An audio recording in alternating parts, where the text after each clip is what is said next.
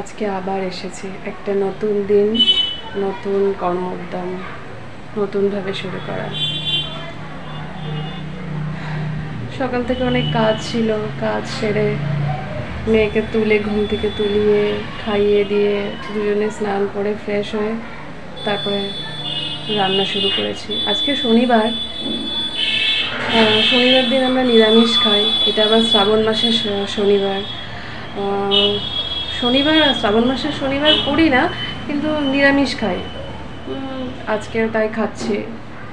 আমি আর মেয়ে থাকলে হয়তো একটু পাঁপড় টাপড় ভাজতাম, অন্য কিছু করতাম। তো আজকে আর সময়ও হয়নি, সকাল থেকে একটু কাজ ছিল, আর বিশেষ কিছু করে উঠতে পারিনি। ওই যা করেছি রোজকার রান্না। আমরা অনেকেই তো স্পেশাল করে রান্না বানাই, হ্যাঁ এই চিকেন ওই চিকেন হ্যানা ত্যানা অনেক কিছুই, বা ইউটিউব খুললে তো নানান রকমের রেসিপি পাওয়া যায়।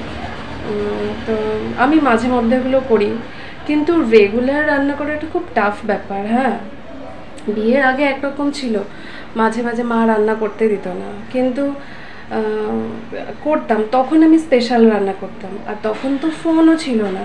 আজ থেকে প্রায় 15-20 বছর আগের কথা। তখন তো ফোন ছিল না।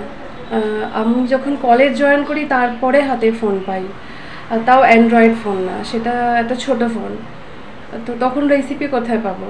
ওই মায়ের দেখে দেখে দেখে শিখেছি, আর আমি নিজের আইডিয়া করি। হ্যাঁ, কিছু কিছু রান্না করে দেখলাম খারাপ হয়েছে, কিছু কিছু রান্না ভালো হয়েছে। এরকম এক্সপেরিমেন্ট করতে করতে একটা অভিজ্ঞতা হয় না, যে কীভাবে আমরা রান্না করবো না করবো। তো সেই কিন্তু বিয়ের পরে দেখলাম আমাকে রেগুলার রান্না করতে হতো, এবং আমাদের অনেকজনের সংসার। তো রান্না বিয়ের পরে আমার ট্রেনিং বলতে গেলে রান্না, হ্যাঁ, যে রেগুলার রান্নাটা কিভাবে করতে হয়। প্রত্যেক দিন তো আমি স্পেশাল করে খেতে পারি না। রেগুলার আমার রান্না থাকে ডাল ভাত চচ্চড়ি ভাজা, মাছের বিভিন্ন পদ। তো এইগুলো আমি শিখেছি, আর খুব টাফ। মাঝে মাঝে সত্যিই ইচ্ছা করে না রেগুলার রান্না করা, আর বিশেষ করে কি হবে 3 বেলা, 3 বেলা কেন 4 বেলা, সকাল দুপুর সন্ধে রাত, 4 বেলা কি হবে, কি করব।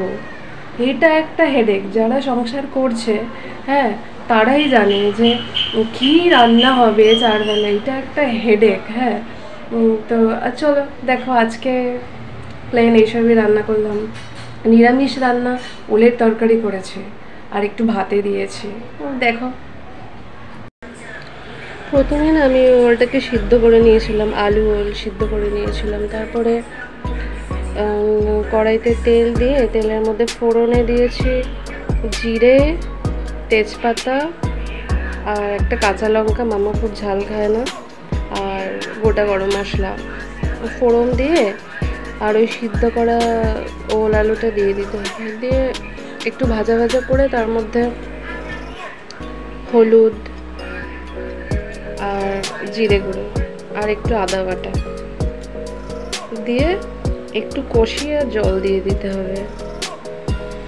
আর যেহেতু সিদ্ধ করা, তো বেশিক্ষণ ফুটানোর দরকার নেই, বেশি সিদ্ধ করার দরকার নেই। আর 5 মিনিট একটু ফুটিয়ে নিয়ে ব্যাস রেডি। এর সাথে সয়াবিন দেওয়ার কথা ছিল, তো আমি সয়াবিন দিইনি।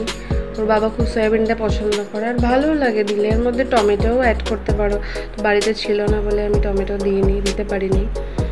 তো এটাও খারাপ লাগে না খেতে, আর আমি প্রায় করি এইটা।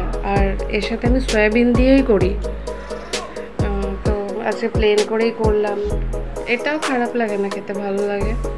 আর তার সাথে একটু উচ্ছে ভাতে দিয়েছিলাম, আর ওল ভাতেও দিয়েছিলাম। এই আজকের মেনু।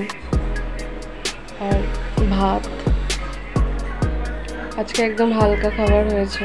হালকা মানে বিশেষ কিছু পদ বানাতে পারিনি।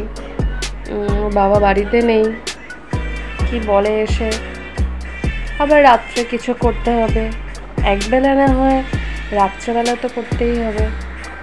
ভাজাটা খেতে খুব পছন্দ করে, পটল ভাজা, আলু ভাজা, বেগুন ভাজা, ব্যাস রেডি। দেখো।